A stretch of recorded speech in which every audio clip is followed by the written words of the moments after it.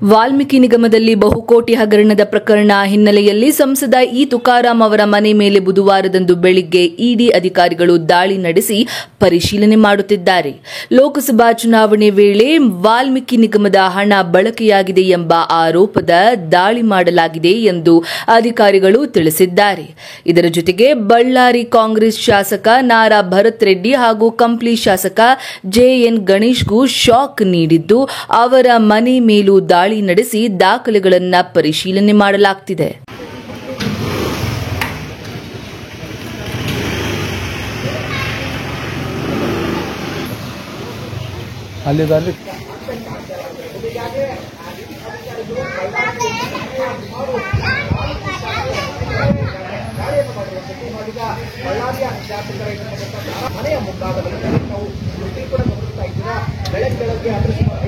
ಅದು ಡೋರ್ ಹಾಕಿರೋದು ಡೋರ್ ಹಾಕೊಂಡು ವಿಚಾರಣೆ ಮಾಡೋದಂತ ವಿಸಿಲ್ ತೊಗೊಂಡು ಡೋರ್ ಹಾಕೋದು ತೊಗೊಂಡು ಕ್ಲೋಸ್ ಮಾಡೋದು ಎಲ್ಲ ತೊಗೊಂಡು ವಿಸಿಲ್ ಹೋಗೋದು ಕೂಡ ಸರ್.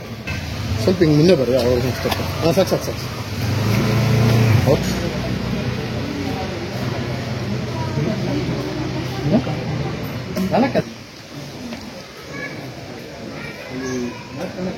ಬಳ್ಳಾರಿಯ ನಿರಂತರ ಸುದ್ದಿಗಾಗಿ ಬಳ್ಳಾರಿ ಬೆಳಗಾಯಿತು ಚಾನೆಲ್ನ ಸಬ್ಸ್ಕ್ರೈಬ್ ಮಾಡಿ ಹಾಗೂ ಬೆಲ್ ಐಕಾನ್ ಒತ್ತಿ.